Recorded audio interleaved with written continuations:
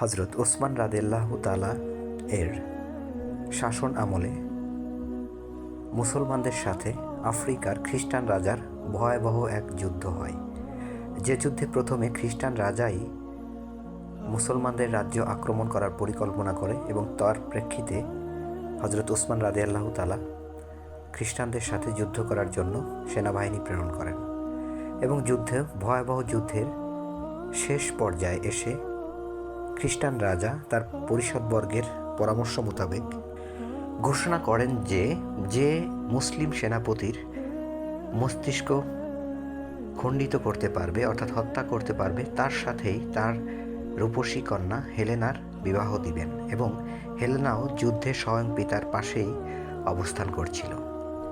মুসলিম বাহিনী এই ঘোষণা জানার পর তারাও ঘোষণা দেয় যে মুসলিম সেনা খ্রিস্টান রাজাকে হত্যা করবে তাকে গনিমত হিসাবে তার কন্যাকে উপহার দেয়া হবে বা দাসী হিসাবে, এবং তার সম্পদ সহ, সেই সাথে 1,00,000 দিনার স্বর্ণমুদ্রা। পরিশেষে ভয়াবহ যুদ্ধের চূড়ান্ত পর্যায়ে মুসলিম বাহিনী বিজয়ী হয় এবং খ্রিস্টান সেনাপতি চার্চিল মারা যান। যুদ্ধের পর স্বাভাবিক পরিস্থিতি হয়ে আসলে মুসলিম সেনাপতি ঘোষণা দেন যে খ্রিস্টান সেনাপতিকে হত্যা করেছে সে যেন তার কাঙ্ক্ষিত উপহার হিসাবে তার কন্যা হেলেনাকে এবং সেই সাথে 1,00,000 স্বর্ণমুদ্রা গ্রহণ করেন, কিন্তু কেউই স্বীকার করতে চায়নি। পরিস্থিতি এমন দাঁড়ায় যে কয়েকদিন যাবৎ এই ঘোষণার পর সেনাপতি বাধ্য হয়ে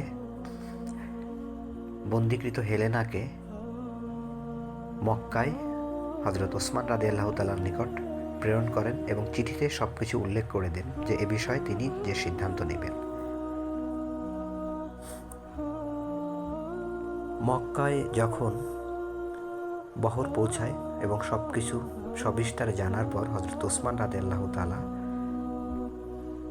সকলের কাছে জানতে চান, কেউ যেন স্বীকার করে। কেউ স্বীকার না করার পর তিনি হেলেনাকে সাহায্যের জন্য বলেন যে তুমি যেহেতু তোমার পিতার পাশেই ছিলে, কে তোমার পিতাকে হত্যা করেছে তুমি দেখলে নিশ্চয়ই চিনবে।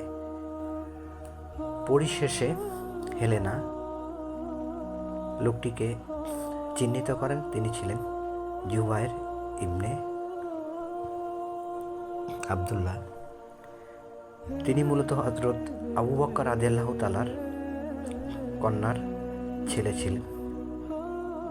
তখন সবাই তার দিকে দৃষ্টিপাত করে। তখন হযরত ওসমান রাদিয়াল্লাহু তাআলা তার কাছে জানতে চায় যে তুমি কেন তোমার সেনাপতি বারবার বলার পর স্বীকার করনি।